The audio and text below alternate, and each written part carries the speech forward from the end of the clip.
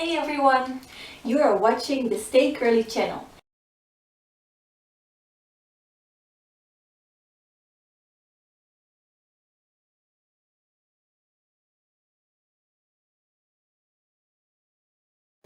Hey everyone, so I want to talk to you about the 11/11 phenomenon, which I have personally experienced and I'm sure you guys have too. And then I'm going to get into a couple of symptoms, which people used to call ascension symptoms, which I found now to be symptoms of contact. And in a sense, that is contact to yourself. I think first contact is you are connecting to yourself and thus the unified field of consciousness, ultimately otherworldly beings. There are people who want to discount that and say that's schizophrenic, or they want to say, you're just free associating, or you're just channeling your traumatized self. And that's really upsetting for people who have had just such unexplainable experiences and things that just don't make any sense at all and that are not being explained or shared for egoic reasons. People really want to understand, why is this happening to me? Most people don't even want to talk about it. It's not something they want to do for attention, although some people say you just want attention with this alien stuff. Don't talk about it. Just shut up. I don't want to deal. I don't know how to deal with you. I don't understand what's happening. So this video is for you guys.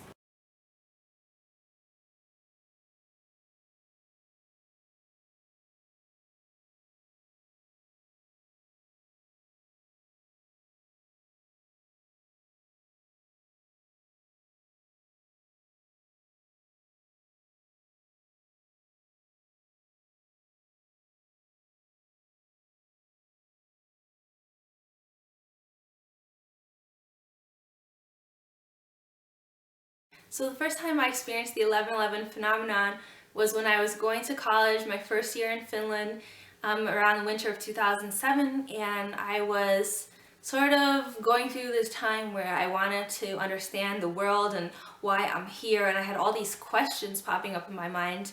My mother introduced me to the Abraham Hicks material, and that led me to find the Jane Roberts Seth material, which she actually had at home.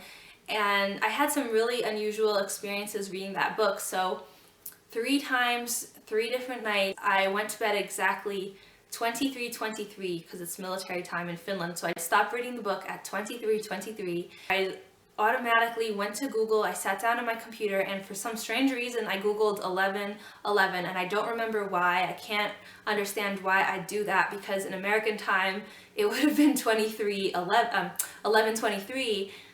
But for whatever reason, I Googled that, and the search term that came up was, have you been listening to your angels?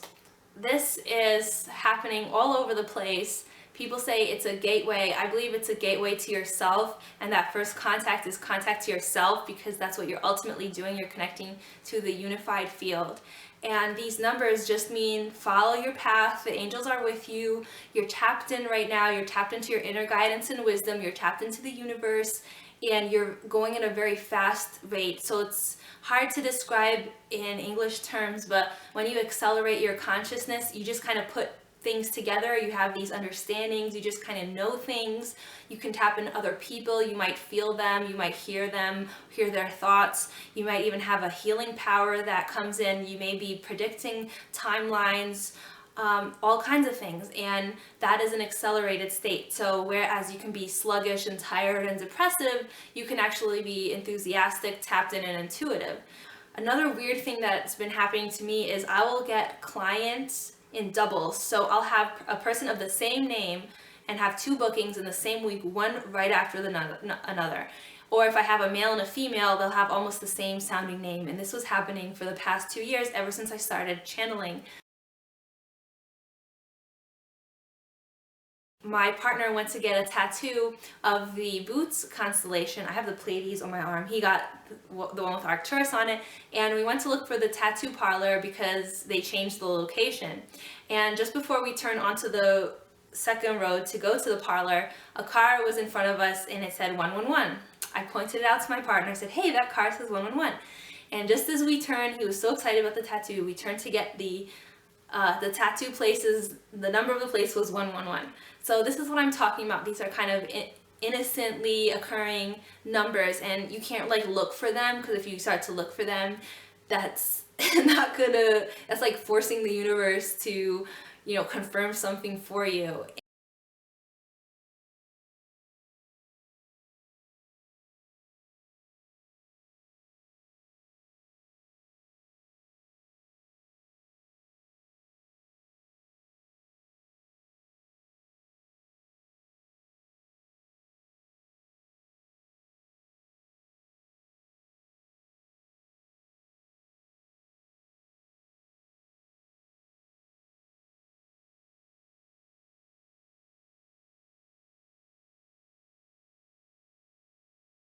Next, I want to share a couple things from this book I just purchased by Mary Rodwell, and it's called Awakening. And actually, my partner has some of his light language on page 233 because he gave permissions to have it documented and published. So his name isn't in there, but that's okay, it doesn't matter. That's his light language.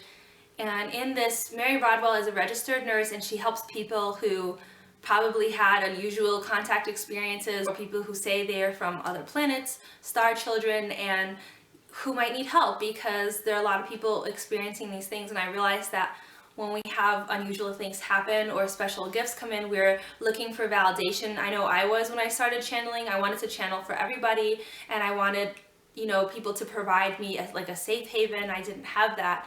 And also, we all have different kinds of gifts, so you really have to just sort of be respectful of yourself and be really gentle with yourself, because it can be hard to find supportive places. And this book has support networks that Mary actually founded herself. So for more information, check out my blog or check out Mary Rodwell, The New Human, and the Basis 20 video. Here she has some of the classic patterns to contact, which include anxiety and denial about contact, avoidance and reluctance to read contact materials. So if the Whitley Strieber Communion book gives you the creepers, that could be an egoic barrier of resistance, because you kind of don't want to admit that happened to you. And I think we all have that, and we have to surpass that. Also, there's fears of ridicule, fears for privacy and confidentiality. So you might be afraid that people think you're crazy. Positive ET assistance, so you might have very benevolent experiences. There's also people who are kind of have animosity towards other humans, whereas they're humans who have animosity towards ETs and are I had a horrible experience of being taken in a white light and being operated on, and it was horrible, and they were scary looking. So Dolores Cannon says that she has not reported one bad case, because she goes to a very deep level of the subconscious in her work. So she says that the people she hypnotized never reported a bad experience. It's just the egoic human mind that can't accept that's happening to them. Also, anger, frustration, fear, and confusion associated with the experiences. Getting emotional and crying, and this remembering or this feeling of home or unconditional love, it just makes you cry, or for some other reason. Also, realization on a deep level, but that denial, again, that comes with it. Dreams that feel more like dreams, or lucid dreams, where, for example, I've had these repetitive dreams that I'm on a cruise ship on an ocean liner somewhere, and there are these big, huge halls with super tall ceilings and walls, and there's lots of people partying, and there's indoor amusement parks and stuff like that. Shmeez, could be a mothership or something. Also, there's a fear of being different to everybody else, people not understanding you. You're a unique child. This one guy in the book always wanted to be normal, and that's something I have, and you might feel like you never ever fit in, and it's just impossible for you to fit in, and you try to be a normal kid. Also, a feeling that someone's playing with your mind, or you're being manipulated or being fixed. Feeling watched, and I'll add to that symptoms of actual physical things happening to your body, and sounds like a drilling or machines or something strange like that. Unexplained marks and scars on the body, bruises on both sides of your thighs, for example, or just random little cuts, a prick on your thumb, or something in your joint changing, or something behind your ear. Vague memories, recollections, sense of having thoughts being monitored, sense of receiving information, dreaming of being paralyzed. So people say it's a sleep paralysis they might have experienced. Having a fear of eyes and dreaming about eyes, maybe one big eye or a whole wall of them. Having premonitions, Then childhood trauma and confusion, missing time episodes, so you just kind of lose time. You're impelled to go to remote places, so like maybe being alone, you just want to walk through the park and just be by yourself and get away from everything. You're afraid to write about your experiences, having strong intuitive flashes, just like getting things, aha moments. Also having access to knowledge outside of your age group, so like saying unusual things as a child that the adults are like, be quiet, or that doesn't make sense, or how would you know that? And children don't know things like that, including children who remember their past lives and say they were in World War II, wanting to be from another decade. Also meditation, as revealing aspects of the contact experience, so through meditation insights. Being drawn to spiritual stuff, spirituality, spiritual teachings, spiritual groups, websites. Then continual denial of the contact experience, opening to the greater reality, knowing intuitively what's happening, having out-of-body experiences, night terrors, electrical battery disturbances, fear for your sanity, and continual questioning such as, why me? So if you associate with any of those experiences, or you've been seeing the 1111, I'm just here to tell you there's nothing to be afraid of, and the work is helping people to not be afraid anymore and to help people heal and actually live a happy life. Because one of the things Loris Cannon found also, and you can read a lot of her books by Ozark Publishing, is that, you know, the ETs don't want to interfere with us because they want us to live a normal life. So right now, the amount of people having sightings and experiences is just so overwhelming. The evidence is just, there's so much going on that we can't really deny the fact that there's life beyond this planet. And part of your work, if you're watching this, is to come to terms with that and just accept your experience. Because it's so easy to fall asleep. It's so easy to just, you know, turn on the TV and forget everything. And it's so easy to tell other people to stop talking about it and like go negative. And it's very hard if that is the work you are doing. So just know that there are lots of groups out there, and there are people who are willing to listen. Most people you will find online, and I believe that people who do have these experiences are sprinkled throughout the world because they are activating certain grid points right now. So that's why you're not going to have like a whole bunch of people having a contact experience, although more of that is happening. Like that happened to Daryl Anka and Bashar, where 8 people saw a triangular black ship at the same time, so you can't really deny that.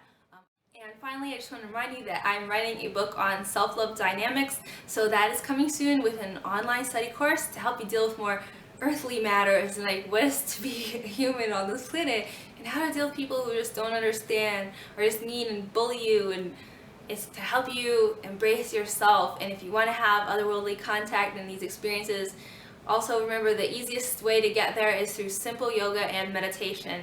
So tune in and stay tuned, and thank you so much for subscribing. I'm really happy to be of service to you. I offer lots of sessions. I recently did an awesome fairy session with symbols and poetry and fairy drawings, so look forward to more of this stuff from the etheric realm. I'm happy to talk to you guys. Thank you so much. I love you, and you are always safe. You are always loved. Spirit loves you, and there's lots of beings out there that want you to live happily ever after. And you can do it. Bye. It's just so fun watching Krista's videos. I just love her vlogs. I like her channeling even more. Her bloopers are kind of funny. Do you think we should take her online class? Construct within your own creative aspect. Part of your soul holds memories of all creations. Part of your soul is sweeping new creations. It is as if you were split into. And we are reminding you to subscribe, like and share this video. See you on the flip side.